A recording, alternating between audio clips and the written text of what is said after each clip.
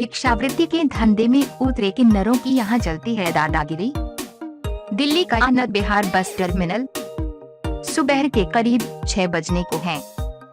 बाहर से दिल्ली आने जाने वाले लोग अपने अपने गंतव्य की बसें पकड़ रहे हैं। जैसे ही सवारी बस में बैठती है तभी किन्नरों की भीड़ आकर उनको चारों ओर से घेर लेती है।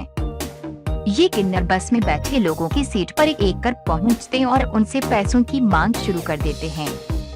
यहाँ शुरू होती है भिक्षावृत्ति में किन्नरों की दादागिरी और फिर होता है किन्नर और भिक्षावृत्ति के नाम पर जबरन पैसा वसूली का धंधा और नहीं देने पर उनके साथ गाली और धक्का मुक्की तक कर देते हैं। भिक्षावृत्ति में किन्नरों की दादागिरी से डरी सहमी सवारी एक कर पैसा देना शुरू कर देती है। ये किन्नर एक सवारी से कम 5 रुपए से लेकर 10 रुपए तक वसूलते हैं।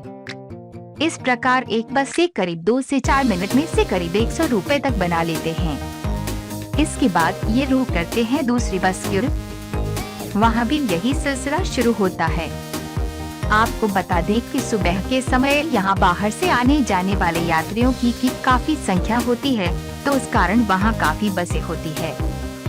क्योंकि ये सवारी या तो बाहर से दिल्ली आ रही होती है या फिर दिल्ली से जा रही होती है।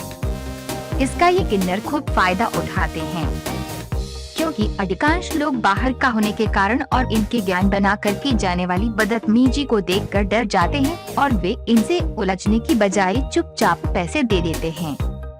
ये स्थिति राजधानी के बस टर्मिनलों की ही नहीं बल्कि रेलवे स्टेशनों की भी है, क्योंकि इनका 10 से 12 का गैंग होता है। इस कारण न तो लोग इनसे लड़ना पसंद करते हैं और न ही इनकी पुलिस में शिकायत करते हैं, क्योंकि अव्वल तो पुलिस सुनती ही नहीं है, दूसरे यात्री भी सोचते हैं कि 5 रुपए के चक्कर में पुलिस के झमेले में पड़ना बेकार की सिरदर्दी मोल लेना है। भिक्षावृत्ति में किन्नरों की दादागिरी से इनका हौसला दिन ब दिन बढ़ता ही जाता है। ये बसों से लेकर ट्रेनों में आपको भिख के नाम पर जबरन पैसा वसूलते हुए मिल जाएंगे। गौरतलब है कि करीब 2 साल पहले पुणे पटना एक्सप्रेस में किन्नर ने एक यात्री को चलती ट्रेन से इसलिए नीचे फेंक दिया था कि उसने किन्नर को मांगने पर उसे पैसे नहीं दिए थे।